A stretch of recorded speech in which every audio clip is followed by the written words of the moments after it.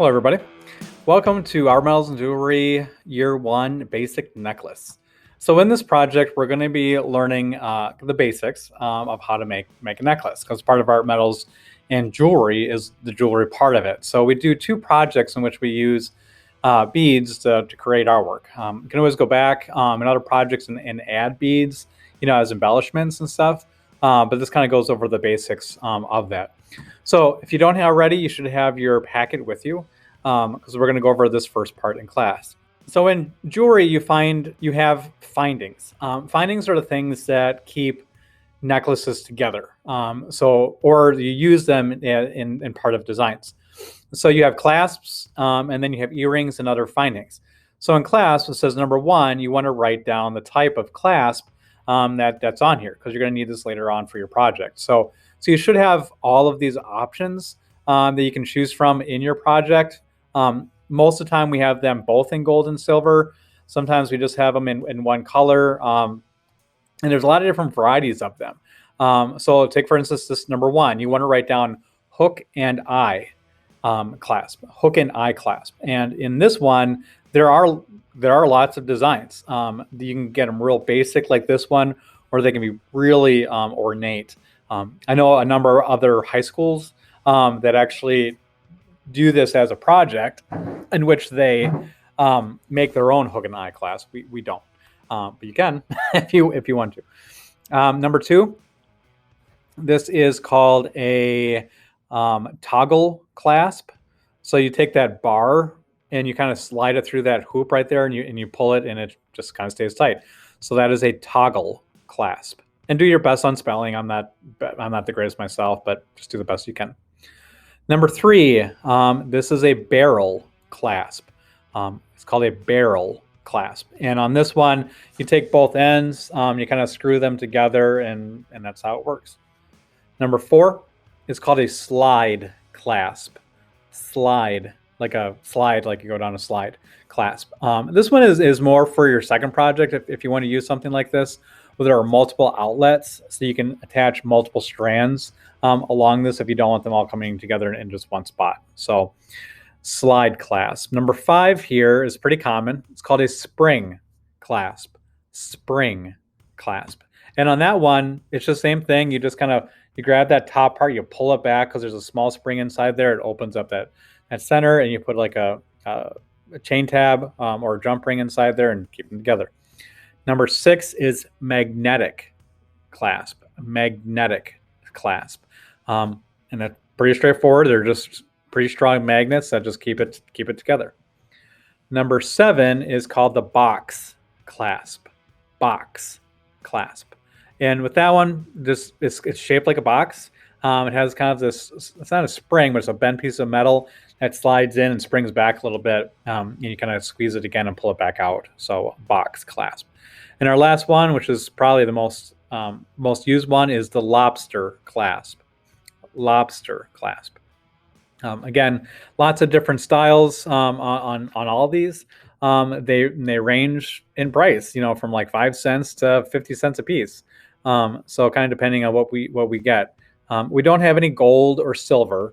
If it says silver, it just refers to the color, because that would really take the price up a notch to get something with precious metals like that. We use more of a base metal. Okay, down below, number 9, we have number 9, 10. They're both our earrings. Number 9 is called a shepherd's hook earring. I do have stoppers, so if you really want to wear them, you can use that. And I know some people are allergic, and I believe the ones we have, and I could be wrong, because you can get that surgical steel, and so it doesn't itch when you wear it. And number 10 is an ear wire. Ear wire.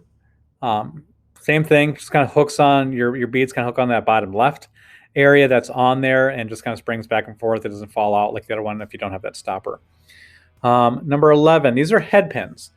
Head pins. Head pins are used to dangle down from earrings, but they're also used for, in our complex necklace project, where you might want to have a few beads that dangle down separately. Okay, so those are called head pins. Number 12 is called a bead cap. Bead cap. I do have some of these. They are interesting because you need two of them, and you need a bead that kind of fits between. But you can see the demonstration that's on there is you have this bead and you have these two caps, and they kind of go around it, and it just really sets the bead off.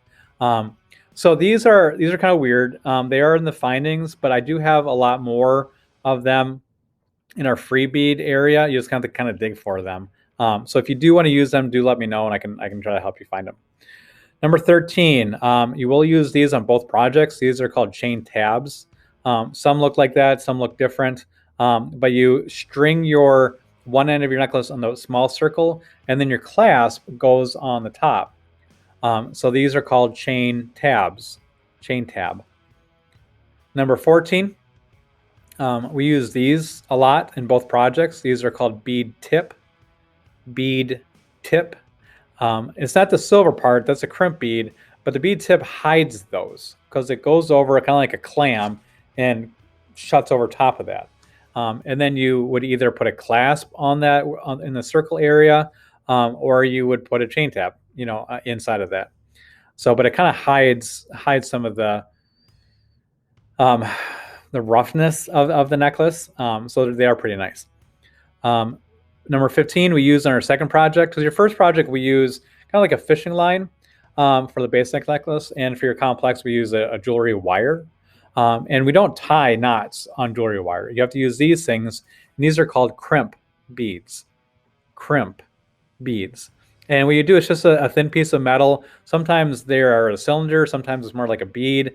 You put out where you want it. You take a pair of your pliers, squeeze it nice and tight, and it crimps it. And it doesn't let it slide back and forth. Okay, so we do use quite a bit of those. And our last one that we use, these are called jump rings. Jump rings.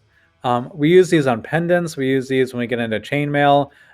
We use these. It's just one of those. We just use it a lot. They'd be using. We do have a vial of them with different sizes. You just kind of find the one that you're looking for. Okay, so those are all the basics that you should know. When it comes to this class, you do have to identify them, not like in a test or anything, but just when we record them for part of your stuff. Down here, what beads do you like? You're going to watch a video after this one that goes over our bead tower. And in that, it's going to show you where the beads are located. And what I would like you to do, and I'm going to kind of explain this again, is find a color that you like. You're not going to use it for your project necessarily, or essentially a bead that you like within a certain color. It's not like you're going to use it per se, but it just gives you a really good idea of what we have, for options for you to do when you do your projects. Write down the size. There's a label on it. Write down the type, the medium, and then also the cost, of the individual beads. If I scroll down, it says meaning and purpose. This gets into the project itself. So we're not trying to make something that just looks pretty that for your project, but I want you to try to establish a meaning and a purpose for it. So that kind of takes your artwork, or this, we would call it more of a craft, into that next level where it's just not something pretty to look at, but it actually means something, and you're very possibly, you could be wearing something right now, whether it's a ring, a necklace, maybe even something in your hair that has meaning behind there, because it might be history of it, or somebody might have gave it to you, or maybe you made it, and it made something, was important to you. So on this project, I want you to be aware, of those things. So it says, before making your project, decide what this piece of jewelry will be used for. What colors are being used, and what do they mean? Document 2 bead colors. However, you can use more in your design. So if you looked up here, if you see that pink and purple, pink is sweet, nice, playful, cute, romantic, charming, feminine, and tender. So if I like the idea of what the meaning is behind that color, I could write down pink. And then, why did you select this color based on the color chart on the previous page? Why did you select it? Maybe you want to make a necklace for your younger sister. And you want to, pink is very feminine, or it's very tender. And you could say that this necklace I'm making is for my sister, and she really likes pink, of which is a very, feminine or tender or charming, meaning behind there. And then you can complement that by adding a second color on here, and maybe you want to have purple with that. And purple is royalty, transformation, wisdom, enlightenment, cruelty, arrogance. So it is kind of weird that, it says wisdom, but then cruelty. So there is always some play, with some of these established meanings behind them. And you might have your own personal history with a certain color. You might remember your grandma and she always wore green, and you were really close to her and she unfortunately had passed away. You could make a monochromatic necklace of greens, maybe add a black or a yellow or whatever, and not yellow. Well, you could, or whatever. But you could write down on here that you chose the color green, not based on what's above there, but based on your own personal history. Okay. What situation would this piece of jewelry be worn? You could say casual, you could say prom, you could say a dance, you could say a wedding. You could say just on Saturdays. I don't know why, but you could do that. Okay. After that's done, there are a couple other videos that you will watch that I'll have links on our direction or project directions and calendar page. You kind of fill that stuff in. Basic directions. You don't have to read that. You can if you want to. It does say you do have a budget of $5. What that gets into is it gets into the idea that I want you to keep track of how much you are spending on this project. If you exceed the dollar amount of $5 on both projects, so you have $5 total, not $10, but $5 total, and you want to keep them, you just pay the difference. I rarely have anybody that goes over that. And if they do, it might be like $1, kind of thing. Although I did have one student make like a $17 necklace one time. He didn't buy it. he just used a lot of real expensive beads. Looking at what the rubric is, identification and color charts, 5 points, or 10% of your grade. Page 3, your written ideas and videos, video answers are 5 points, or 10% of your grade. So 5 plus 5 is 10, which means 20% of your grade is this worksheet. Okay. So it's important that you spend some time on it and you do it right. Main learning targets. So I will go over this again when I do the video demonstration on how to make this. But for a couple of big things, create a symmetrical necklace at least 24 inches long. So it's got to be the same on both sides. It also says incorporate 4 or more different types of beads. They can be all the same color, but comes out of different vials. Okay, so 4 vials is what you need. You can have more than that, but you need at least 4. And then properly attach the matching color findings. So if you want your clasp to be silver, your chain tab needs to be silver. If there's one is silver, one is gold, they don't match, you will lose points. Okay. So the symmetrical design, which is the same on both sides, I'll explain later, is 5 points, then 15, 15. Last thing is Artsonia. If you don't know, we put a lot of stuff on Artsonia. Photo's very good colors and focus. It's cropped, trapezoids, there's no glare. Your written statement answers the prompt and is well written, and that's 3 points. So 10% of your grade is how well you put it on Artsonia. Okay.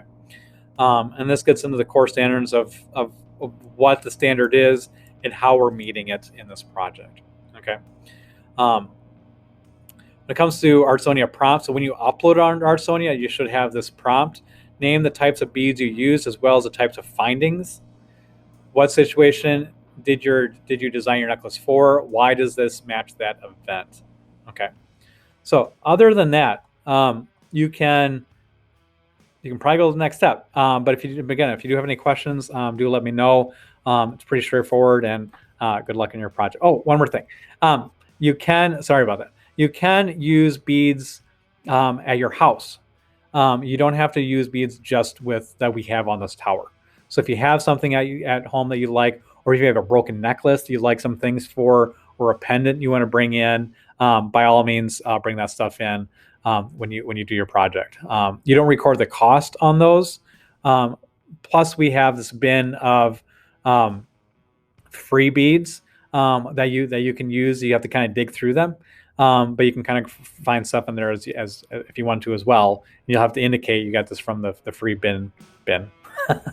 And go from there. Okay, sorry about that. Other than that, rest time is yours. Good luck in your project. Let me know if you have any questions. Thanks.